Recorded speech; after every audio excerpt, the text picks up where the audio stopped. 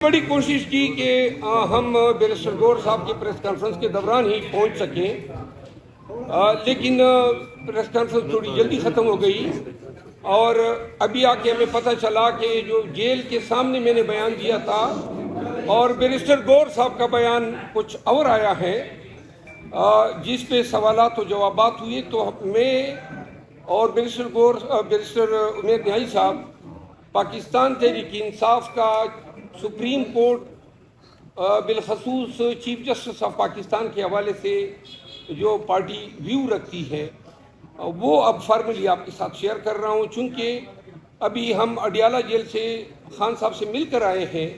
اور جو ڈیسیجن ہوا ہے وہ چونکہ بیرسٹر گور صاحب کے نوٹس میں نہیں تھا، تو لہٰذا ہم آپ کو اپڈیٹ کرنا چاہتے ہیں کہ اس بیانیے کو، اس ورژن کو پاکستان تحریک انصاف کا نیریٹو سمجھا جائے۔ سپریم کورٹ کسٹوڈین ہے ہیومن رائٹس کی، فنڈامنٹل رائٹس کی، اور مسنگ پرسنس کے حوالے سے اور فیئر اور ٹرانسپیرنٹ اور فری الیکشن کے حوالے سے ہم سپریم کورٹ گئے، اور چونکہ یہ سپریم کورٹ آف پاکستان کا ڈومین بنتا ہے تو جب یہ ہمارے matter Supreme Court of Pakistan کے سامنے آئے جہاں ہم انصاف مانگنے کے لیے گئے تھے، تو آپ نے فاضل چیف جسٹس آف پاکستان قاضی فائز عیسیٰ صاحب کے جو ریمارک سنے، جو انہوں نے کارروائی کے دوران پاس کیے، اور جن کو سن کے پاکستان تحریک انصاف جو ہے شدید کوفت اور تکلیف کا شکار ہے، کیونکہ وہ ریمارکس جو قاضی صاحب نے دیے ہیں وہ انتہائی مذاق خیز، انتہائی ڈیمیننگ، اور کسی بھی طور سپریم کورٹ آف پاکستان کے کسی جج کو یا چیف جسٹس کو زیب نہیں دیتے ہیں کہ وہ شعبہ وکالت سے وابستہ اور پی ٹی آئی کے وکیل سردار لطیف خان کوسا کو ایسے الفاظ کہیں، بالخصوص جب انہوں نے تمسخر خیز انداز میں سردار صاحب کے سردار ہونے کا چس اٹھانا چاہا۔ چیف جسٹس آف پاکستان یا پاکستان کی دھرتی پہ کسی کو یہ حق نہیں ہے، نہ کوئی اختیار ہے، نہ کوئی قانون چیف جسٹس کو یہ حق دیتا ہے کہ یہ ریشیل کمنٹس پاس کریں۔ پاکستان میں لاکھوں سردار موجود ہیں اور یہ ان تمام سردار کمیونٹیز اور پھر پاکستان میں منارٹیز آباد ہیں، بالخصوص سکھ کمیونٹی، جو ہر ایک سکھ اپنے آپ کو سردار کہلاتا ہے، جبکہ وہ الفاظ جو بیان کیے گئے کہ جی سردار کیوں آپ اپنے آپ کو کہلواتے ہیں، یہ ریشل کمنٹس تھے۔ اور چیف جسٹس صاحب جب سردار لطیف کوسا کو تضحیک کا نشانہ بنا رہے تھے تو ان کو نہیں بھولنا چاہیے تھا کہ انتہائی قابل احترام جج سپریم کورٹ کے سردار طارق مسعود صاحب وہ بھی سردار ہیں۔ تو لہذا ہمیں قطعاً یہ توقع نہیں تھی کہ 55 سالہ وقت سے، سالوں سے وابستہ، شعبہ وکالت سے وابستہ سردار لطیف کوسا کو ایسے الفاظ اور خطابات سے نوازا جائے گا۔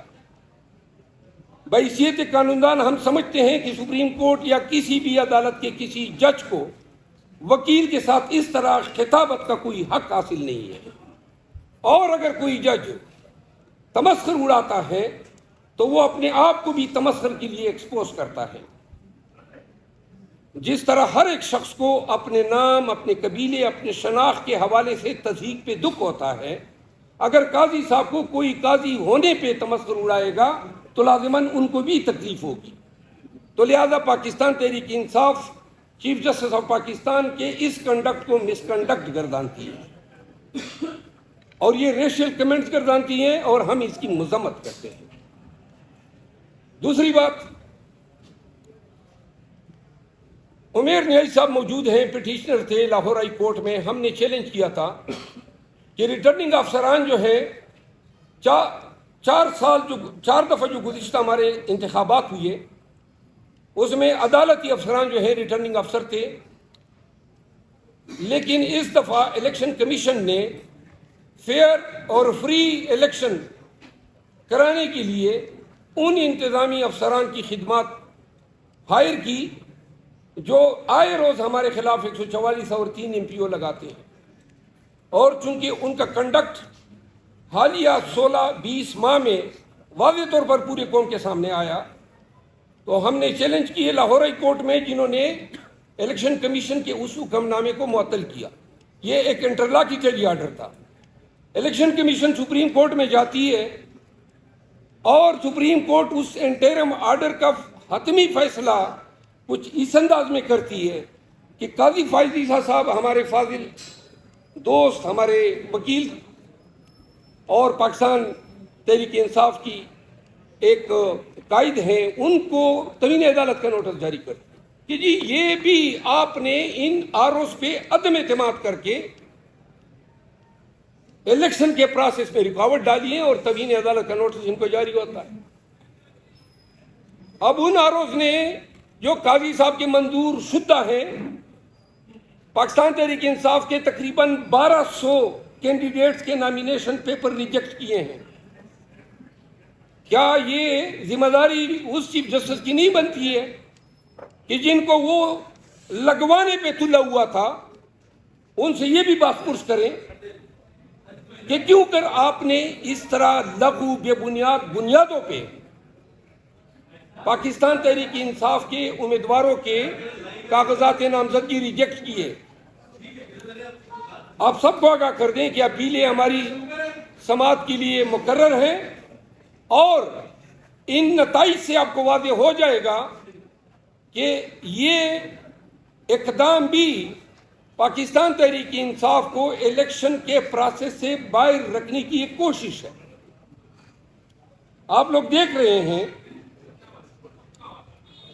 کہ کوششیں ہو رہی ہیں کہ ہم سے بلا چھینا جائے۔ سب سے پہلے ایک مبنی بر بدنیتی حکم الیکشن کمیشن نے جاری کیا، اور انہوں نے بلے کا نشان جو ہیں ہم سے چھیننے کی کوشش کی، جس کو ہم نے، چونکہ الیکشن ہمارے انٹرا پارٹی پشاور میں ہوئے تھے، تو یوں اس ٹیریٹوریل جورسڈکشن کی بنیاد میں ہم نے پشاور ہائی کورٹ میں چیلنج کیے۔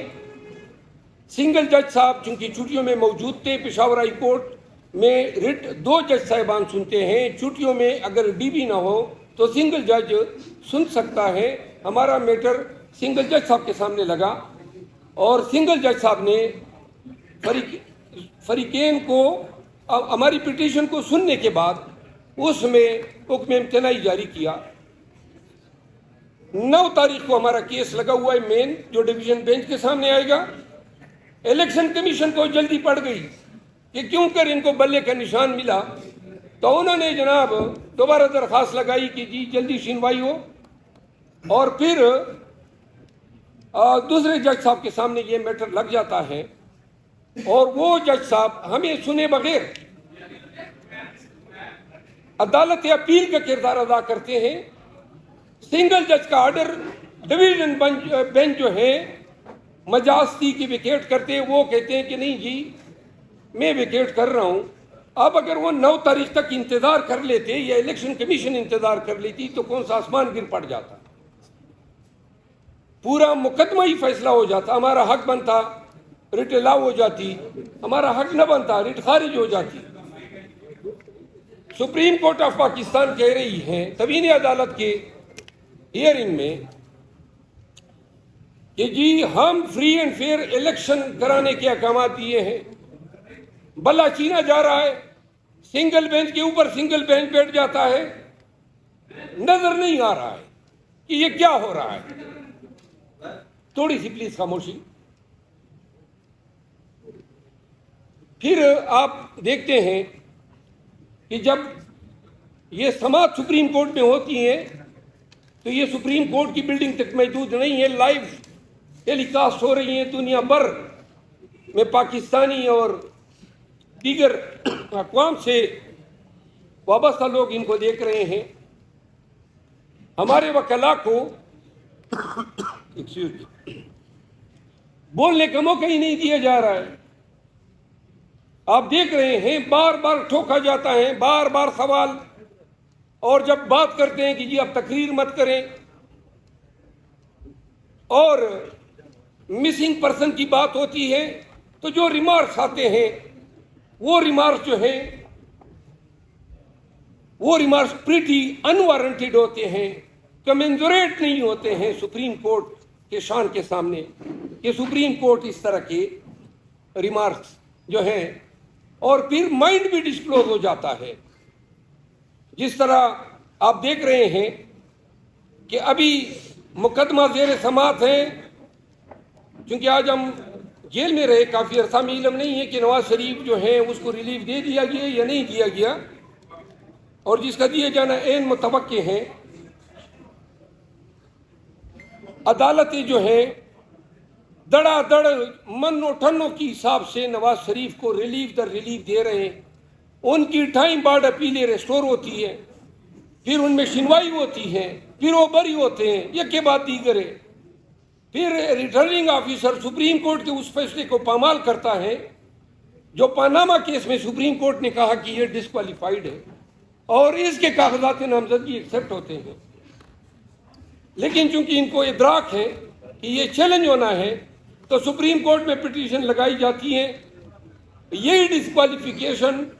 خان صاحب کی بھی ہے. ہمارا کیس نہیں لگ رہا ہے، نواز شریف صاحب کے کیس کے لیے 7 ممبر بینچ بنا دیا گیا، اور ساتھ میں جو کمنٹس آ رہے ہیں اس سے تو فیصلہ واضح ہو چکا ہے. سپریم کورٹ یہ بھی نظر انداز کرتی ہے کہ یہ وہ شخص ہیں جو 4 سال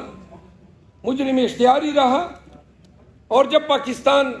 آتا ہے تو ریڈ کارپٹ ویلکم کیا جاتا ہے، مینار پاکستان میں جلسہ کرایا جاتا ہے، اور پھر پورا نظام نواز شریف کے آگے سرنگو ہو جاتا ہے. ہم یہ سوال کرنے میں حق بجانب ہیں کہ یہ کون سا عدالتی معیار ہے. اس پیشے سے تو ہم بھی وابستہ ہیں، پوری زندگی ہم نے قانون کی لرننگ کو دی ہے. ہم نے تو ایسے فیصلے، ایسے عدالتی کنڈکٹ کو نہیں دیکھا ہے. اور عدالت یہ نہ بھولے کہ توہین عدالت کے نوٹس جاری کر کے وکلاء کو ڈرایا جا سکتا ہے. ہم عدالتوں کی تعظیم کرتے ہیں، عزت کرتے ہیں، ہم ڈرتے نہیں عدالتوں سے. اور یہ زبان جو ہے جو کسی بھی جج صاحب کی ہیں، وہ جب تک آداب اور تہذیب کے دائرے میں ہوتی ہیں ہم 10 گنا کورن سے بجا لاتے ہیں. لیکن جہاں پہ وہ تمسخر اڑائے گی تو پھر ہماری زبان جو ہے اس کو کوئی لگام نہیں ڈال سکتا. پاکستان تحریک انصاف کے بیاف پہ، عمران خان صاحب کی بیاف پہ، ہم چیف جسٹس آف پاکستان قاضی فائز عیسیٰ پر مکمل عدم اعتماد کا اظہار کرتے ہیں. ہم سمجھتے ہیں کہ وہ ہمارے ساتھ روا رکھے گئے رویے کو ہمارے ذہن میں ہمیں یاد دلاتا ہے کہ جب ان کے خلاف ریفرنس دائر ہوا، اور ان کو پتا ہے کہ یہ ریفرنس اس وقت کے جنرل باجوہ نے دائر کیا تھا، جس میں کلیدی کردار جنرل فیض نے ادا کیا تھا. لیکن وہ جب چیف جسٹس بنے تو ہم نے اس کو ریگریٹ کیا. ہم چاہتے تھے کہ ہم نظام کے ساتھ، عدالتوں کے ساتھ چلیں اور تلخیوں کو بلا دیں. لیکن ہم ایک طرف دیکھ رہے ہیں ادے بھی پیپر مل کا فیصلہ آتا ہے اسی عدالت سے، پھر ہم یہ دیکھتے ہیں کہ سپریم کورٹ کے 5 ممبر بینچ نے ملٹری کورٹس کے جو ٹرائل ہو رہے تھے، جو قانون سازی کی گئی تھی آرمی ایکٹ 1952 اور 1923 کے جو ایکٹ ہیں جس کے تحت سائفر کے ٹرائل ہو رہے ہیں، ان قوانین کو کالعدم قرار دیا، ٹرائل کو جو ہے وہ کالعدم قرار دیا، اور ملٹری ٹریبیونل کو خلاف قانون ڈکلیئر کیا. یہ وہ فیصلہ تھا جس سے رول آف لا کو استحکام ملا. سویلین کے ٹرائل آپ فوجیوں سے کرا رہے ہیں جو ایگریوڈ بھی ہے اور جن کو آپ جج بھی بنا رہے ہیں, جن کے گواہ بھی ان کے ہیں, اور ان کو آپ سزا کا اختیار بھی دے رہے ہیں. یہ نظام برما میں اور ایجپٹ میں ہے, کسی بھی دوسرے سویلائزڈ معاشرے میں نہیں ہے. اب اس کے خلاف اپیل آتی ہے تو اپیل کے لیے بینچ بناتے ہیں فاضل چیف جسٹس صاحب. میاں نواز شریف کے بھائی شہباز شریف جاتے جاتے یہ تحفہ بھی دے گئے, پریکٹس اینڈ پروسیجر ایکٹ, جس کے تحت سینئر موسٹ 3 جج صاحبان جو ہیں وہ بینچز کنسٹیٹیوٹ کرتے ہیں. تو اس کے لیے اپیل بینچ جو تھی اس میں اعجاز اللہ احسن صاحب کی کوئی رائے جو ہے نہ لی گئی, نہ کوئی بینچ کی کنسٹیٹیوشن ڈسکس ہوئی, اور جس پہ فاضل جج صاحب نے لیٹر بھی لکھا. اب جو ہی وہ بینچ بنتا ہے وہ بھی 6 ممبر کا بینچ, جس میں سے 1 ڈائسنٹ دیتی ہے اور 5 ورسز 5 اس آرڈر کو سسپینڈ کیا جاتا ہے. یعنی کہ فوج کی عدالتوں میں ٹرائل کو جو ہے دوبارہ شروع کرایا جاتا ہے. یہ کس طرح کا انصاف ہے؟ آپ منصف ہیں, لیکن یہ قانون جو ہے یہ تو ریاست کی امانت ہے. اس کی اس طرح کی انٹرپریٹیشن, اور پھر انٹرلاکیٹری سٹیج پہ, انٹرم سٹیج پہ آپ کہہ رہے ہیں کہ جی ٹرائل کنکلوڈ کریں. یہ بینچ جو ہے فاضل جج آف دی سپریم کورٹ کے اس لیٹر کے تناظر میں ہم سمجھتے ہیں کہ قانون کے مطابق نہیں بنا ہے, تو لہذا اس کا آؤٹ کم یا فیصلہ جو ہے وہ ایک ویلڈلی کنسٹیٹیوٹڈ بینچ کا فیصلہ تصور نہیں ہوگا.